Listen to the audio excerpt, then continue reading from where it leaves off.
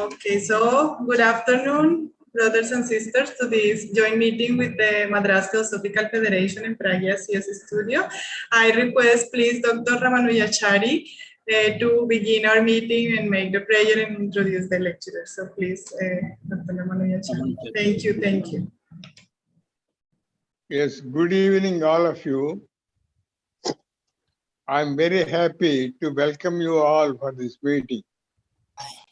Let us start the meeting with the invocation as usual. O hidden life, vibrant in every atom.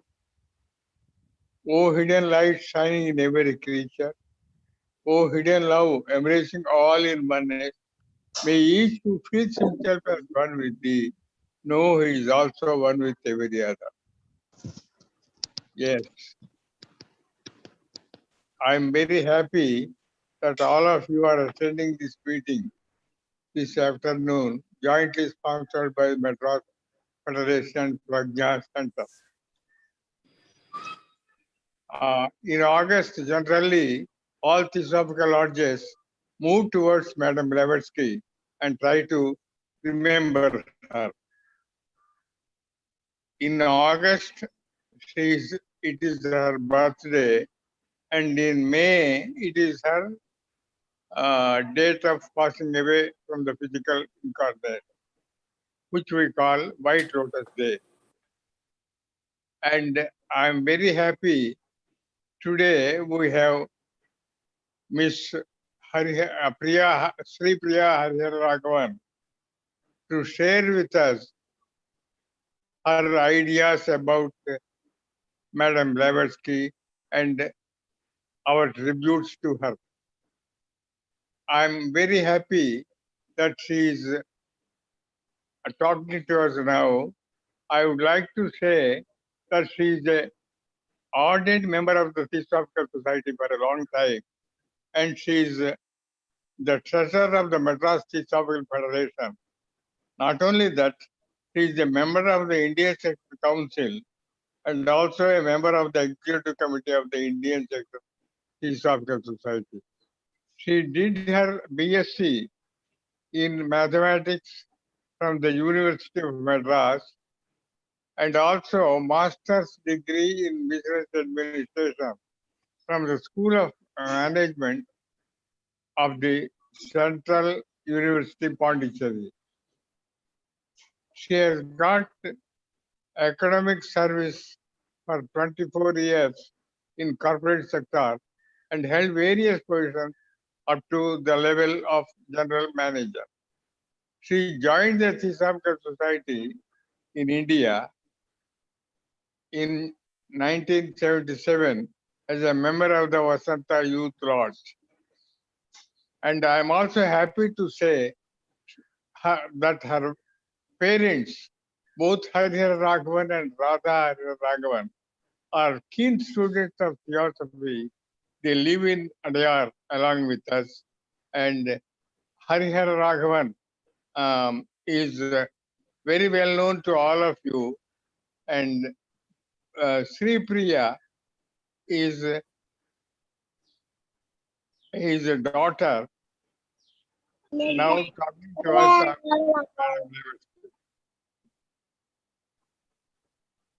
Now I would request Sripriya to address us.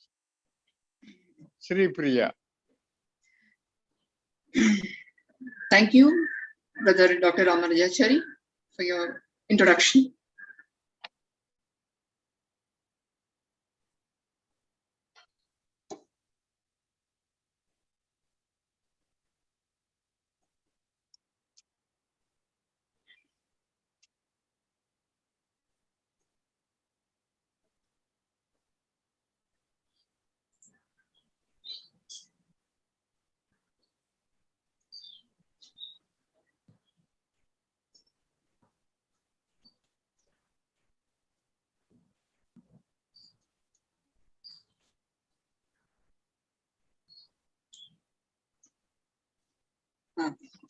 Good evening to one and all.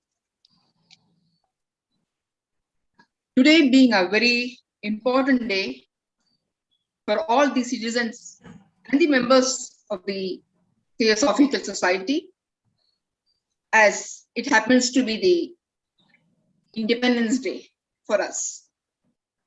I am feeling even more blessed since I get this opportunity to speak on Madam Blavatsky, our co-founder, on the occasion of her 190th birth anniversary.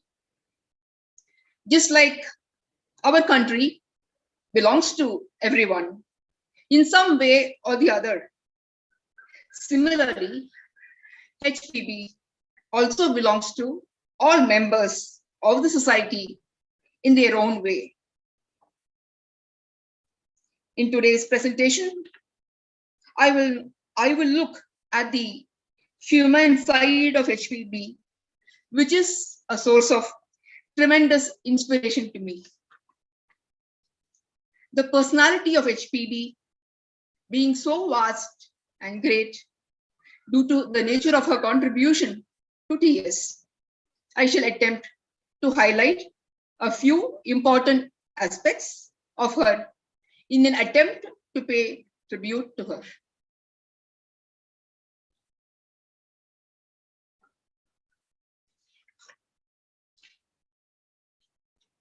We should not forget our roots. So in my today's presentation, I shall briefly touch upon the ancestry of Madam Blavatsky, very fondly known as HPB. She was born on 12th August 1831 at Yekaterinoslav, Ukraine. Now, I will be touching upon her ancestry, family and friends, the attributes of HPB as a child, and were there any indications of her occult life early in life.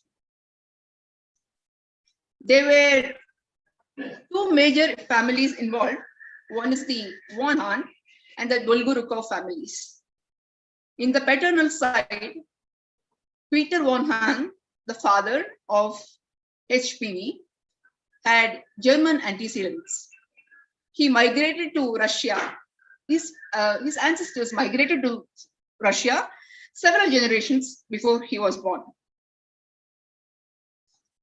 Now, on the maternal side, HPB's great-grandfather was Prince Paul.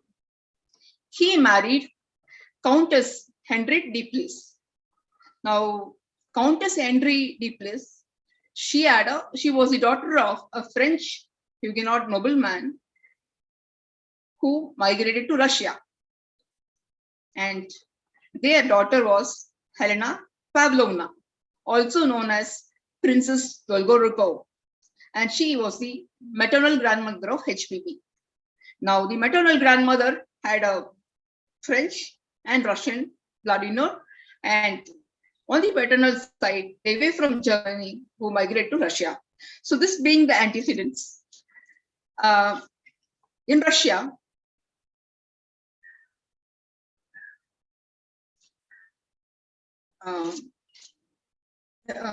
Madam Helena Andreevna, the mother of HPB, was married to Peter Dehan, who was a captain of artillery.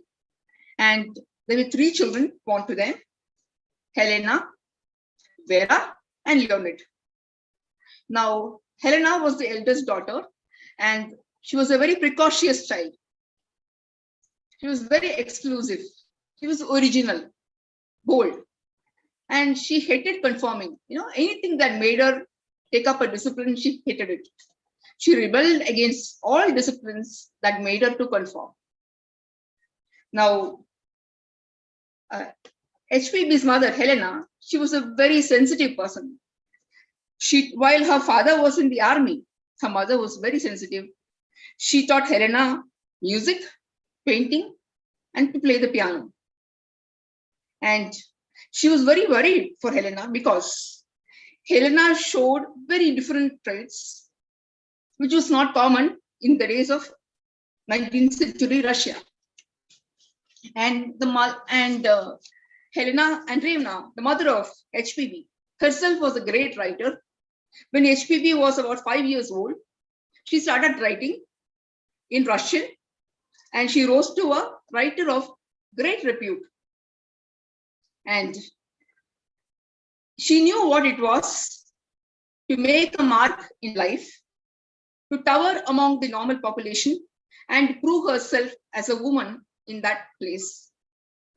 So she greatly worried for her daughter, Helena, who was very precocious. Sorry.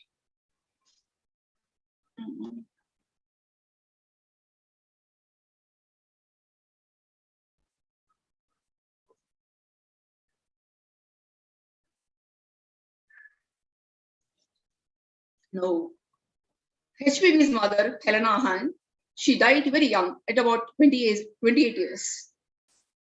She acquired such a great reputation that she was called George Sands of Russia.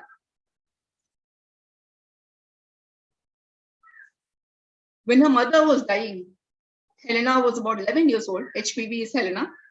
And her mother was filled with well-founded apprehensions. She said that maybe it's really best thing to do that I'm dying, because I shall be spared about the pitfalls or the perils that will befall Helena. Of one thing I am certain, she said, she will suffer. She will not be like other women, and she will have much to suffer. This was a prophecy.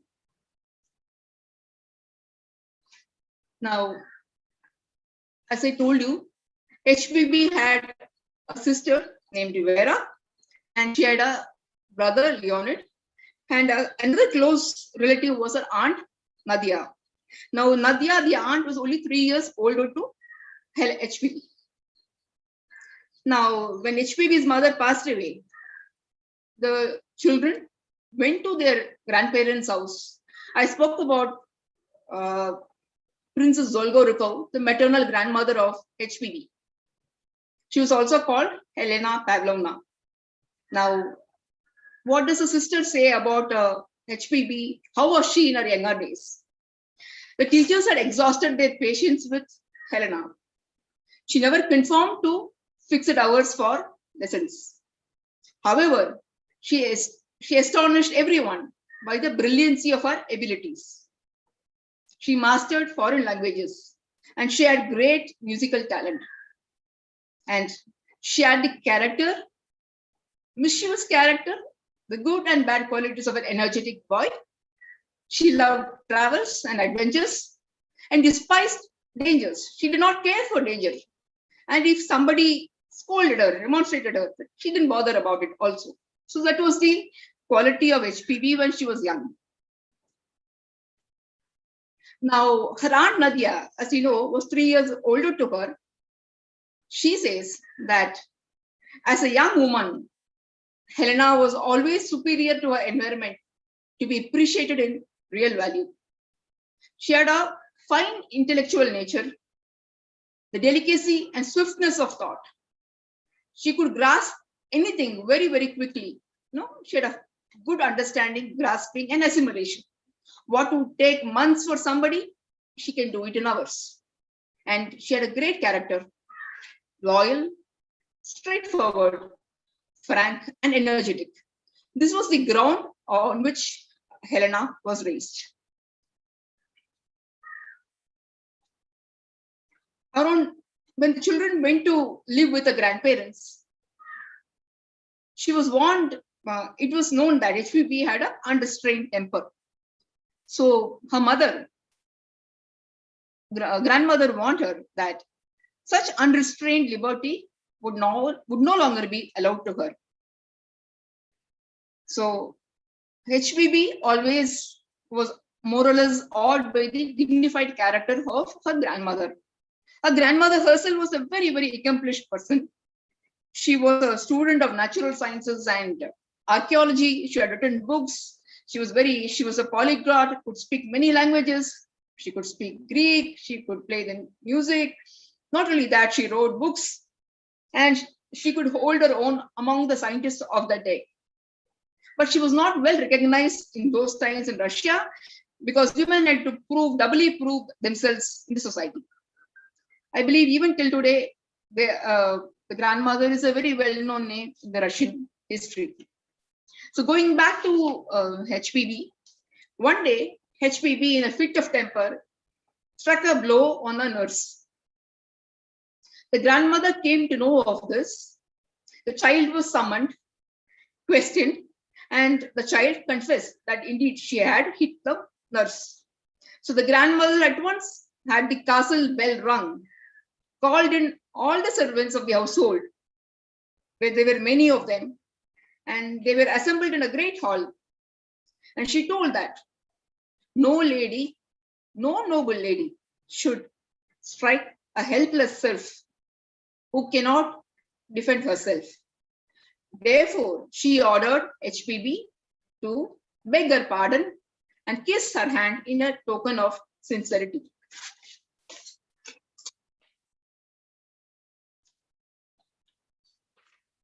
The child at first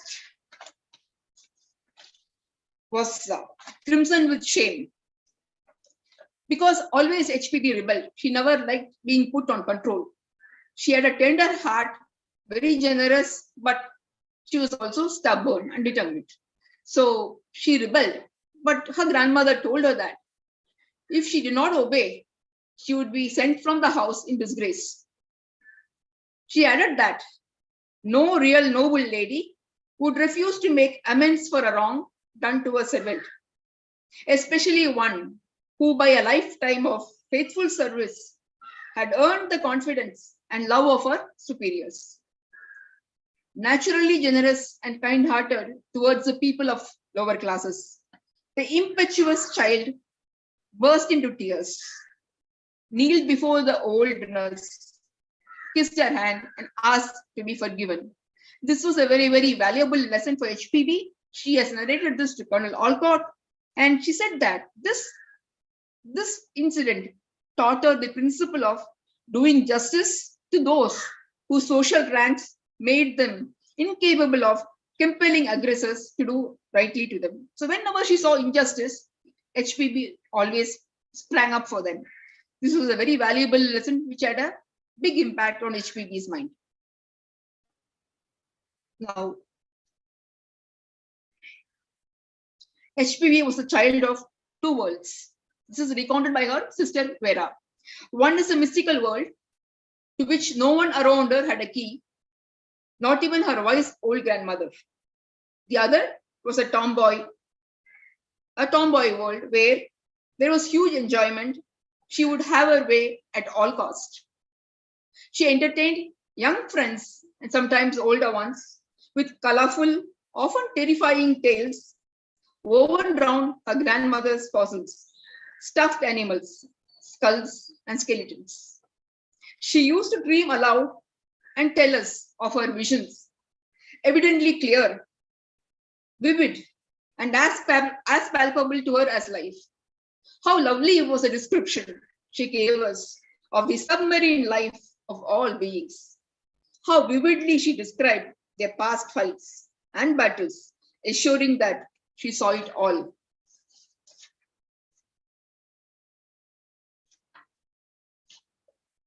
Vera also adds that she had a wonderful imagination,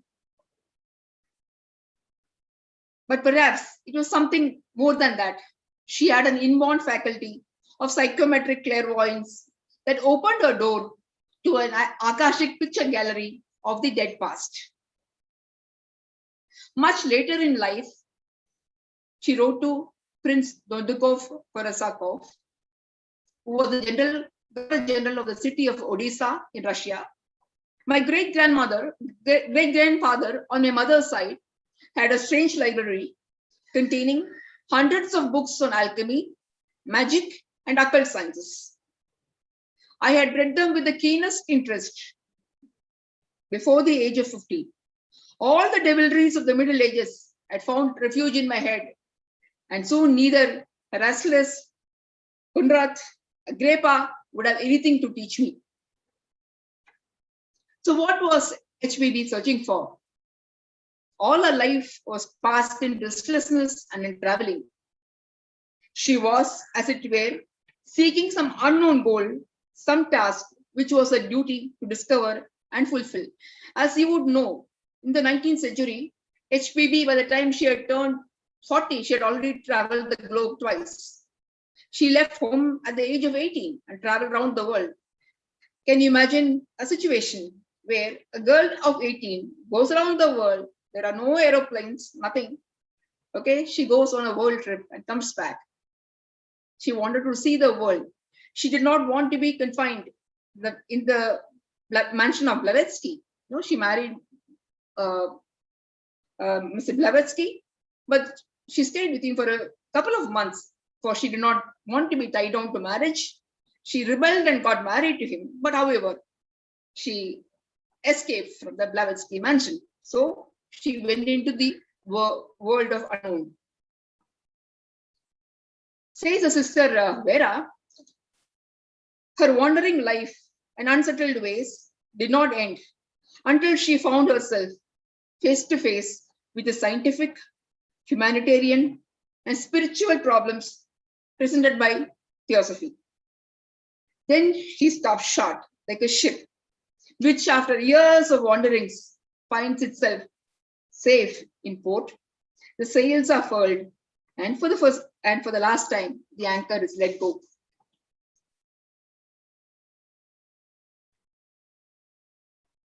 HPB says, humanity has lost its faith and higher ideals. Materialism and pseudoscience have slain them. This is written in 1894. The children of this age have no longer faith. They demand proof found on scientific basis, and they shall have it. Theosophy, the source of all human religions, will give it to them.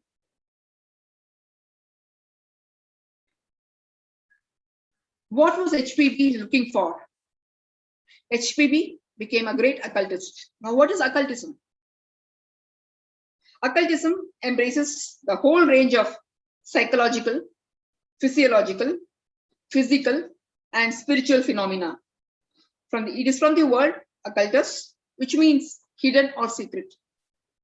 It is therefore applied to all the study of Kabbalah, astrology, alchemy, and arcane sciences. One who studies various branches of occult science is an occultist. So what is theosophy?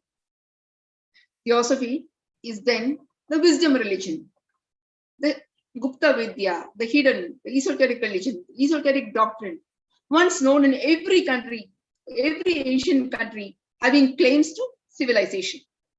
The wisdom, all the old writings show us as an emanation of a divine principle. It is typified in such names as Indian Buddha, the Babylonian Nebo, the Thoth of Memphis, the Hermes of Greece, in the appellation of some goddesses, Metis, Neith, Athena, the Gnostic Sophia, and finally the Vedas, from the word to know. In the key to theosophy, this question answers is figured. You speak of theosophy and occultism. Are they identical? By no means. A man may be a very good theosophist indeed, whether in or outside of the society, without being in any way an occultist. But no one can be a true occultist without being a real theosophist. Otherwise, he's simply a black magician, whether conscious or unconscious.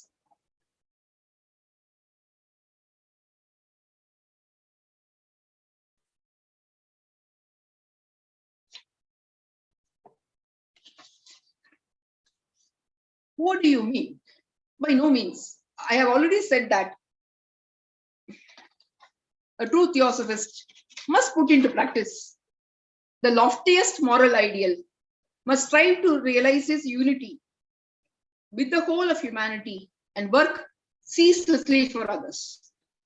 Now, if an occultist does not do all this, he must act selfishly for his own benefit. And if he has acquired more practical power than ordinary men, he becomes forthwith a far more dangerous enemy to the world and those around him than the average mortal. Therefore, to be occultist is not a joke. Everybody or anybody cannot be an occultist. In the words of Sri Aurobindo, I have some very interesting notes on this. Before entering upon this study, one must have a very great mastery. One must have attained a kind of abnegation, self-abnegation, self-forgetfulness, an egolessness, a disinterestedness, a sense of sacrifice, which enables one to practice this without any danger. If you keep all your egoistic or passionate movements full of desires, you are sure in the practice of this science to meet with fatal consequences. You think one can learn occultism the way one learns to play a piano? It is not quite like that. In fact, those who have no special aptitude could read all the books on occultism in the world and never know how to practice it. It needs a special capacity. So, occultism is not a joke or a mere play. You cannot take it simply to amuse yourself. It must be done as it ought to be done under proper conditions with great care. What was HPB's vision? In the early 1879, she was said to be searching for the philosopher's stone. At the Crow's Nest, Bombay, in the year 1882, HPB wrote a letter to Prince Dondukov, that she had found the stone. She says not how or where, and her words are an enigma. However, one can assume that in the constant contact with the great ones and the selfless service of the theosophical cause, she had attained some inner vision, some new scale of values by which she could live. Can you imagine what was HPB's life when she stayed here? This is a letter written to AP Sinet, and she says, the heat and this working 26 hours out of the 24. Can you imagine? 26 hours out of the 24 is killing me. My head swims. My sight is becoming dim. And I'm sure I will drop someday on my writing and be a corpse before the tear says, boo. Well, I don't care. Why the deuce should I? Nothing left for me here. Then better become a spook at once and come back to pinch my enemies' noses. This was written around 1882 when in Bombay she fell very sick. Her typical activities in Bombay would be a lot of people would come to see her at the Crow's Nest. She would have a lot of discussions day in and day out. There will be pundits coming in, patriots coming in, not so patriots coming in. And amidst the discussions, there would be somebody saying that somebody has written something very bad about theosophy and the Theosophical Society. So HPB would really take off and give everybody some mouthful. And then suddenly she would be called in by the masters and she will excuse herself, go to one corner of the room, have invisible conversations with the masters, and then come back. And to a passerby, it would be a completely, out of the world. So that was her life, where there was no private moments for her, and she lived like this. The former president, Brother Rajadasa, wrote on HPB. He gave the Blavatsky lecture at the Theosophical Convention in England in 1930. So he speaks on HPB. He says, it is impossible to understand HPB unless one enters into her atmosphere, where the masters are living persons, speaking, listening, moving, ordering. They are not mere idle concepts. If to many of us, the existence of masters is hypothetical, it was not so to her. If some of us resent being given orders by them and being expected to obey them, so long as we are their pupils, it was not so to her. We who today Oh, so much of theosophy to HPB, little realized at what cost to herself she became the messenger of the masters to us. It was said of her by the masters that not for 2 centuries had there been such a fine instrument as was HPB's body. In her own mind,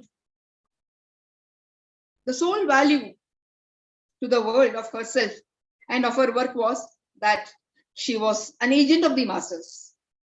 She considered that she had nothing of value to her own self to the world.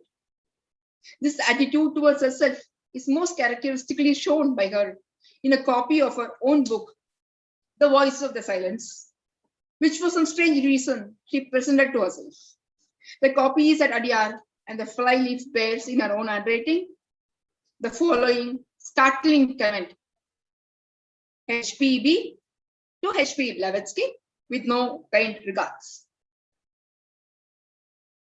There is a letter in Adyar which she wrote to George Arundel on his 4th or 5th birthday.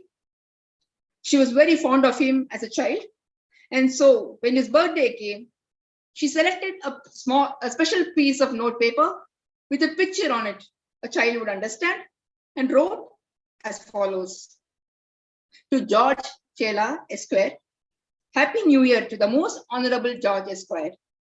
A box of sweets is forthcoming from Russia, a cold and pious country where the undersigned is supposed to have evoluted from. When it arrives, you shall have it. And when you understand what your loving friend means, you shall indeed be a Chela. Yours respectfully, H.P. Blavatsky. Now you look at this letter. H.P. Blavatsky says, yours respectfully to George Arundel. Now, did she know that one day Dr. George Arundel would become the future president of the Theosophical Society? So she's used that word, yours respectfully. And incidentally or coincidentally, 12th August happens to be the day when George Arundel left his body.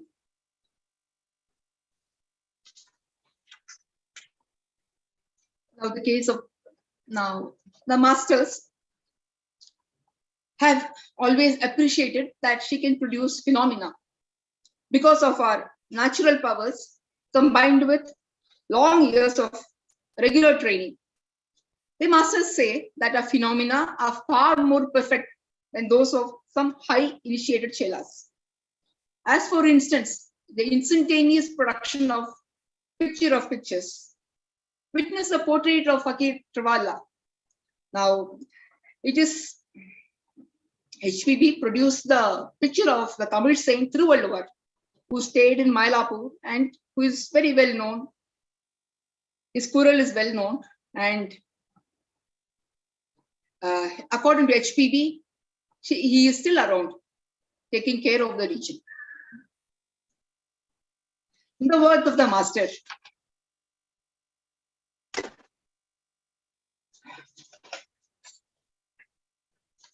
HPB has been most undeniably helping us in many instances, saving us sometimes as much as 2/3 of the power used. And when remonstrated, for often we are unable to prevent her doing it on her end of the line. She always said that she had no need of powers. Her only joy was to be of some use to us. And thus she kept on killing herself, inch by inch, ready to give for our benefit and glory, as she thought, her lifeblood, drop by drop, and yet invariably denying before witnesses that she had anything to do with it.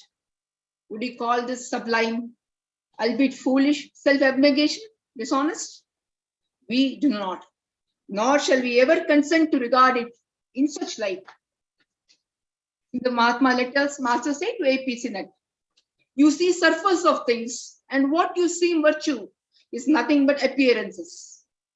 We judge after having fathomed the object at its profoundest depth, and generally leave the appearances to take care of themselves. In your opinion, HPB is at best, for those who like her, despite yourself, HPB is a quaint, strange woman, a psychological riddle, impulsive, kind-hearted, edged, not free from the vice of the untruth. We, on the other hand, under the garb of eccentricity and folly, we find a profounder wisdom in our inner self than you will ever find yourself to be able to perceive. This is in the Mahatma letters to AP Senate. How many times she was saved by the masters? In 1882, September, the humidity of Bombay took its toll. The doctors had diagnosed Bright's disease of the kidneys. She might kick the bucket. In 1885, the Coulomb case was there. The inner conflict, frustration of being prevented from revealing the truth to the world took toll of her ever precarious health. She said, I carry with me two mortal diseases in me which are not cured, the heart and the kidney. 5 years of constant anguish, worry, and repressed emotion gave tough times to her health. On 31st May 1885, she departed from her beloved India, very sick, and she was saved by the masters twice thereafter, before she ultimately passed away on 8th May. Now, what did occultism mean to HPB? In occultism, a most solemn vow has to be taken never to use any powers acquired or conferred for the benefits of one's own personal self, for to do so would be to set foot on steep and treacherous slope that ends in the abyss of black magic. I have taken that vow, and I am not the one to break a pledge, the sanctity of which cannot be brought within the comprehension of the profane. I would rather suffer any torture than be untrue to my pledge. This is recounted by Countess Washmeister. HPB could see the thoughts of people, and she would say that there is so much hatred meted out to her. She wished she did not have the occult power. No, she could see everything. And Countess Washmeister asked her, why can't you do something about it? You have all the powers. So she says, anything that I do, I cannot do it for myself. So here are the words that upon her standing in the forefront of the ranks of the TS, fell the poisoned darts of reprobation and misrepresentation as upon a living, sensitive shield or bulwark, behind which the real culprits, the weak and the erring ones, were concealed and protected. Madame Blavatsky was greatly troubled when people were leaving her. She was receiving very angry letters from members criticizing her. So she was very much devastated. At that time, she's telling Countess Washmeister, with whom she had a very great deal of shared companionship. She says, you also go, why do you have to be with me? You are a countess, you are a noble aristocratic woman. Why do you have to be here with me, this poor wretched person? Countess Washmeister says, HPB, since I know now, as well as you, that our master lives, that he founded the society, that therefore it cannot perish, how can you suppose that I could desert you and the cause that we are both pledged to serve? Why, if every member should train traitor, you and I would remain and would wait and work until the good times come again.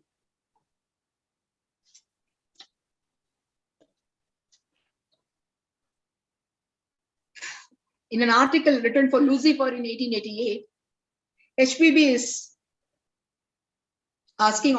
speaking about the role of TS leaders and members. Why then should theosophy be judged by the personal shortcomings of a leader or a member of 100 branches? By that time, there were 90 branches, around 90 branches in India and about 10 abroad. So HPB says, one may work for it to the best of his ability, yet never raise himself to the height of call and aspiration. This is his or her misfortune, never the fault of theosophy or even of the body at large. Its founders claim no other merit than that of having set the first theosophical wheel rolling. If judged at all, They must be judged by the work they have done. They must be judged by the work they have done and not by what friends may think or enemies may say of them. There is no room for personalities in a work like ours, and all must be ready as the founders are, if need be, for the car of Jagannath to crush them individually for the good of all. This is the car of Jagannath in Orissa, India. So we should be prepared to make individual sacrifices. Here is a tribute from Countess Constance Westminster. All those who have known and loved HPB have felt that there was a charm about her, how truly kind and lovable she was. At times, such a bright, childish nature assumed to beam around her. A spirit of joyous fun would sparkle in her whole countenance and cause the most winning expression that I've ever seen on a human face. Constance Westminster says that the most winning expression was on her face. One of the marvels of her character was that to everybody she was different. I've never seen her treat two persons alike. Why? The weak traits in everyone's character were known to her at once. And the extraordinary way in which she would probe them was surprising. For those who lived in daily contact with her knowledge of the self, those who lived in daily contact with her, the knowledge of the self was acquired. For those who chose to benefit by her practical way of teaching, they could make progress. But to many of the pupils, the process was unpalatable, for it was never a pleasant process. For it was never pleasant to be brought face to face with one's own weaknesses. And so many turned from her. But those who could stand the test remained true to her and would recognize within themselves the inner development which alone leads to occultism. A truer and more faithful friend one could never have than HPB. This is my greatest blessing. Here is a tribute by Annie Besant.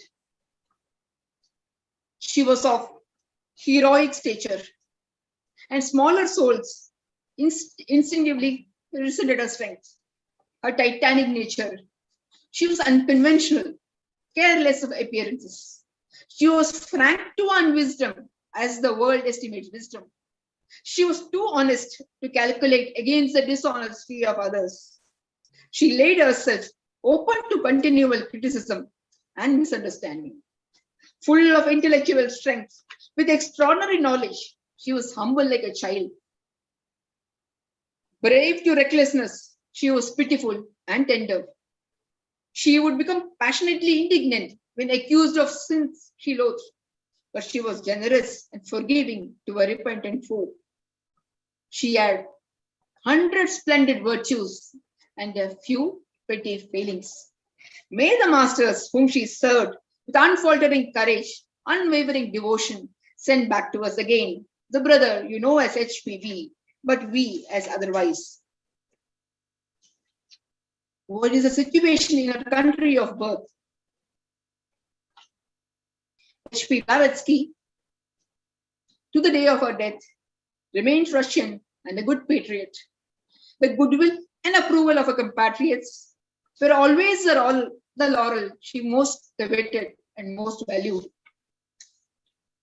Her works were prohibited in Russia by the censorship. It was written in English, so many people could not understand it, as very, very few people knew English in Russia at that time. So this is recorded by her sister Vera.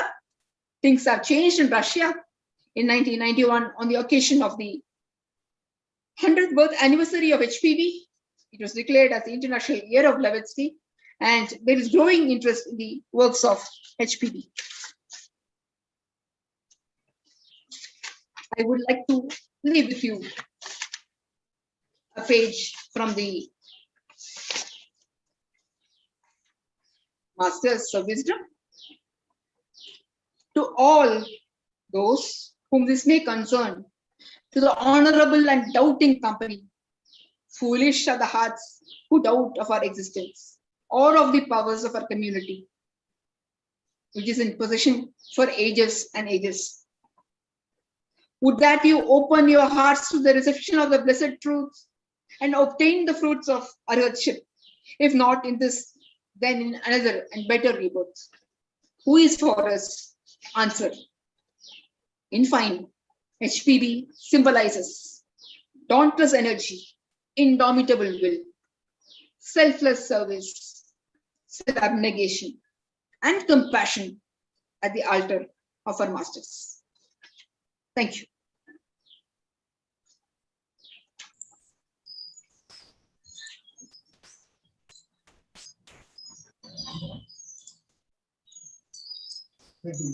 Dr. Ramanujachariji, would you say something?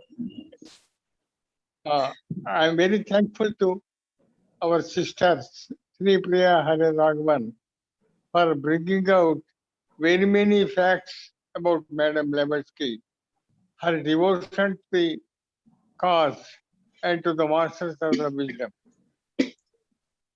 On behalf of all of us, I very earnestly thank her.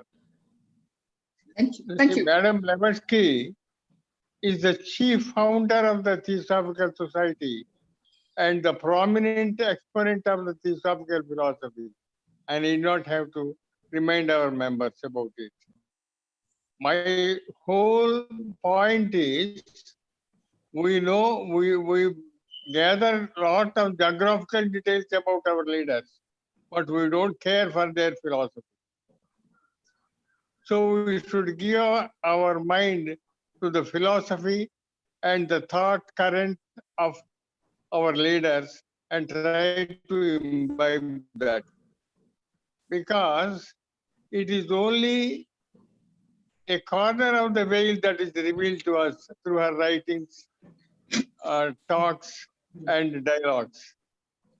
Though they run to some 15 or 16 volumes of big value. Now, unless we digest all those points, we will not be able to learn the next lesson on occult science. So the whole point is, we should try to see what the leaders like Madam Blavatsky have tried to explain to us the laws of nature and the hidden laws of occult science. Unless we are ready and assimilated with all those thoughts, we will not be able to learn the next lessons. And another great point Madam Blavatsky did is to revive the Guru Shishya Parampara, master and servant relationship, which is prevailing in India, which she called Aryavarta. She never mentioned India. She always referred to our country as Aryavarta. And her work is to teach the rules of occult science to the West and to revive those points to the East. Because we know that already, but we have conveniently forgotten all of them. Her job is to reawaken ourselves. The whole purpose of the Theosophical Society, as we very well know, is to keep alive the eternal values in humanity. So with all these points, I would like to again remind our readers to get into the philosophy of Madam Blavatsky, Dr. Besant, and other leaders of our society, and be equipped to receive the new lessons of occult science in the coming years. I once again thank all of our listeners for their giving the time and patience to go through all these details of our homage or tributes, whatever you may call, to Madam Blavatsky. Thank you once again. And I would now only request Mr. Raman, our secretary, to offer the vote of thanks in a formal way and make any announcements if he has. Shall we take up a few questions, sir, if somebody has? Yes, you are free. You have got time. Okay. Brother Ramanji, I will just, because we have some questions. Yeah, then so Mr. Raman will speak. Okay. Thank you, Sister Sripriya ji and Dr. Ramanujachari ji for your such a in-depth presentation, and it was really good to know so many different aspects of HPB's life.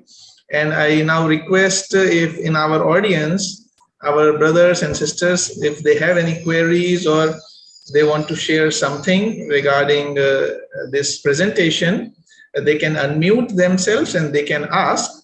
And to begin with, we have just one question from Brother Jitendra Sampath from Africa. He's saying, well done, well prepared. Could you tell us what was HPB's previous incarnation? He is asking that, yeah. Okay, I will. I have not done research on this, but I've heard many comments about what HPB was. One said that she was Abul Faisal or Shivaji in a previous incarnation, and another said that she and the master were connected from the time of Atlantis. Okay, but to me, what HPB was in this life is very inspiring. You know, it is very real and inspiring to me now, because she's very heroic, and I'm able to imbibe that heroism from her. And never at any time you will find HPB giving up. Okay, she lives. She's in a moment of despair. She's going to commit suicide at the bridge of Waterloo Bridge, and then she hears her master's voice not to do so. She falls sick. Her masters come and save her. There are many times when she's almost given up for gone, and she's been saved. And then there is the Theosophical Society started in 1875, and then in 1878 the Theosophical Society has just 3 members: Colonel Olcott, Madame Blavatsky, and the Chandelier. So they decided to go to India on the orders of the master.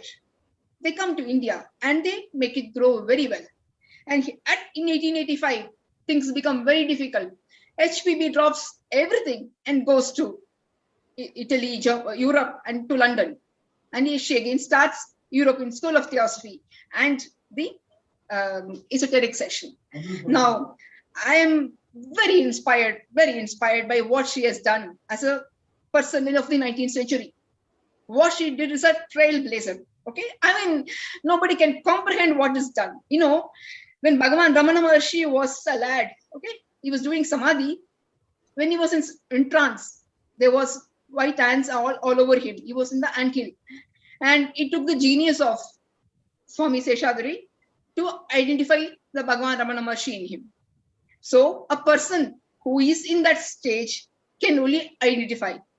Who can gauge HPB? A person of that caliber. In the 19th century, there was no one who could gauge her.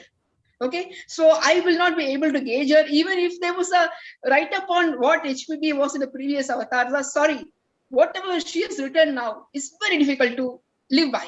Okay, no compromise. Speak truth, live pure, speak true. Okay, there is no compromise. So that kind of a truth which comes from living. Okay, to outwardly she may be appearing very untidy, unkempt, whatever, but she had a great principle which she lived by, an honor at all times. She never said no to a master.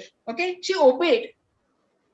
Implicit obedience. Okay, we always rebel, but she never did that with a master. So there are many values which always make me very awe and reverential and inspiring of Madame Blavatsky. So that is why this tribute.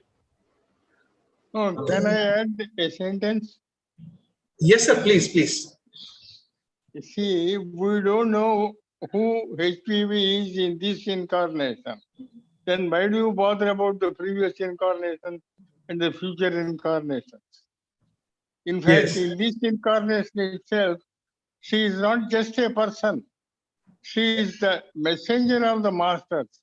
Masters took over her body many times and dictated things through her. She is only a vehicle. And she never said I'm an adept. Yeah. But many people these days say she's an adept, she's a master. She always said, I'm only a servant of the masters. I'm their messenger. That is all. So let us not go back to the previous incarnations or the future incarnations. Some people in the olden days were very anxious that she should come back as early as possible. And they even identified 2 or 3 persons in India. All that is only imagination or speculation which you need not have to believe.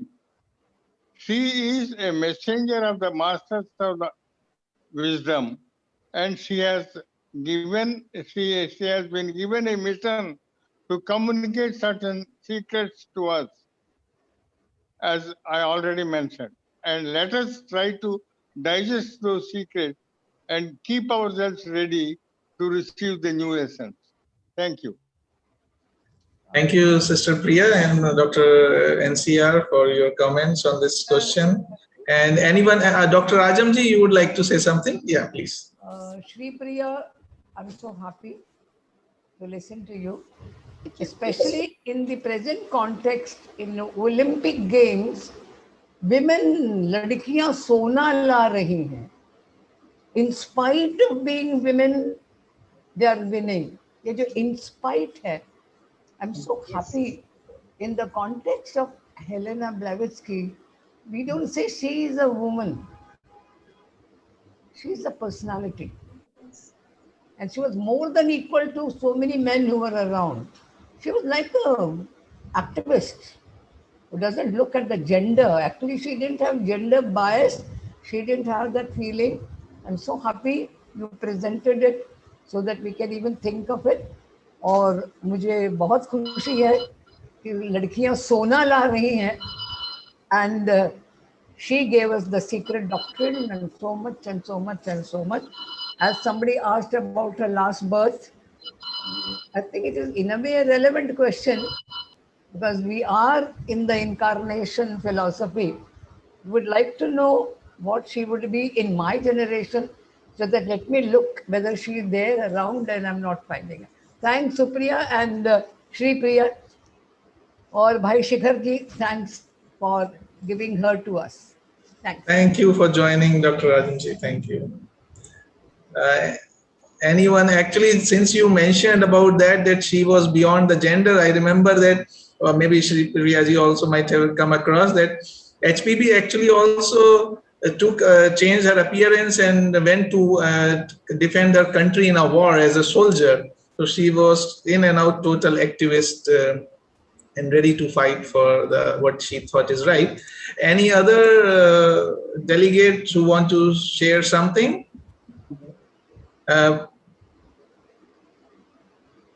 Okay, Brother Jitendra Sampath-ji, yeah, would you like to add something? Yes, please. Yeah. Why I asked this question is this one. All of us, Shikhar and Supriya and Dr. All of them in our previous incarnation, we might have gone into our path. Unless we had gone into our path, then we can reincarnate and become a theosophist. That was my reason. So she must have been a great soul as well in a previous life. Definitely. Definitely, sir. Yes. And all of us, I think, whoever we are coming across, especially in theosophical family, definitely we have been in touch with each other from lives and lives together. So let us make the best of it. Yeah. Yes. Thank you. We are always evolving. My next life will be more evolved than what I am today. Yeah. Yes. Thank you. We are a band of servers.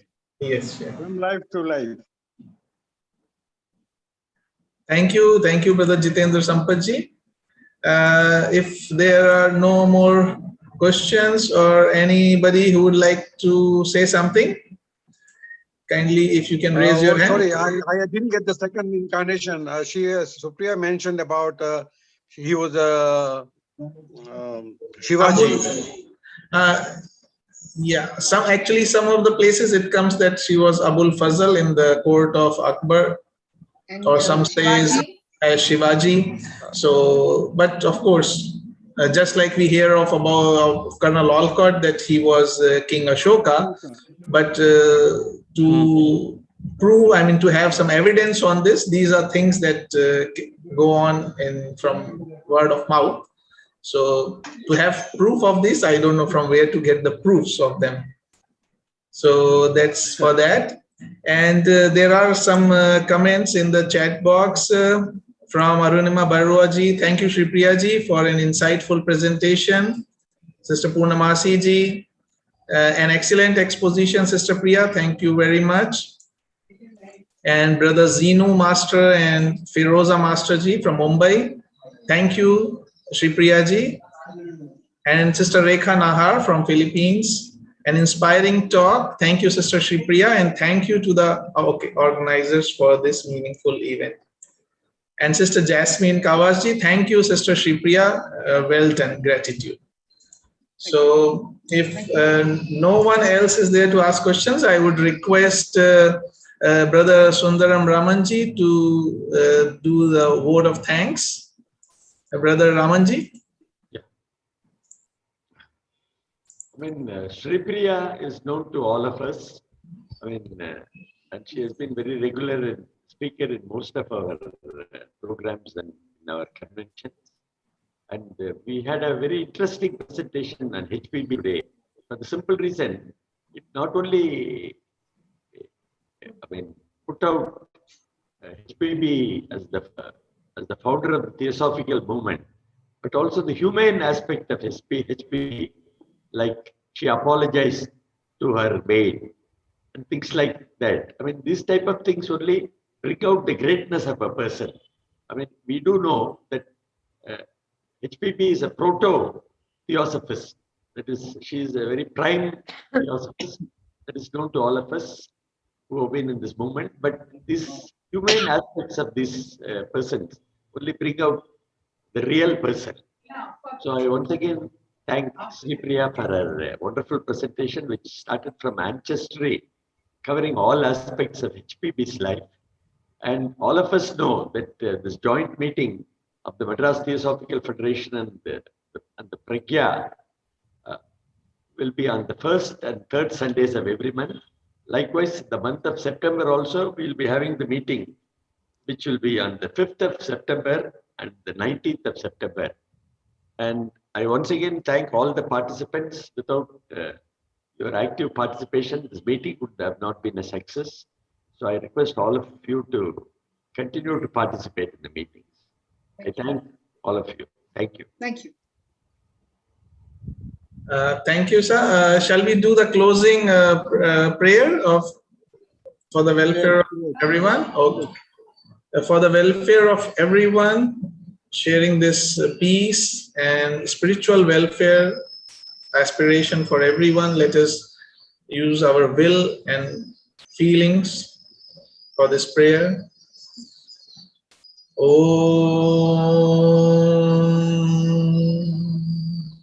Sarve Bhavantu Sukhinah Sarve Santu Niramaya Sarve Bhadrani Pashyantu Ma Kaschid Dukha Bhag Bhave.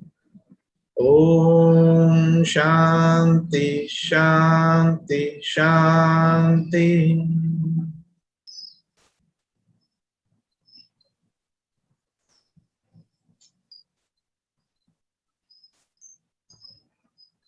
Thank you for joining, everyone. Thank you, Brother Shikar. Thank you, Sister Catalina. The speaker was excellent. Thank you so much. Thank you, Sister Jasmine from Mumbai. Thank you, Raman. Thank you, Sripriya. Thank you, sir. Thank you, everybody. Sripriya done very well. Thank you. Thank you. Thank you, brothers and sisters. Very interesting presentation.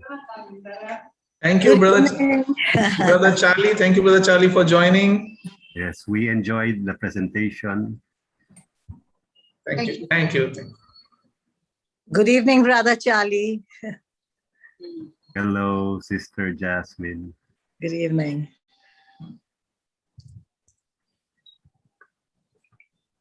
Can I leave? Okay. Thank you, sir. Thank you, madam. Thank you, Brother Liu K. Joy. Thank you for joining, sir. And okay, now we are ending the meeting and see you next Sunday. Have a great Sunday evening and Indian Independence Day. Enjoy.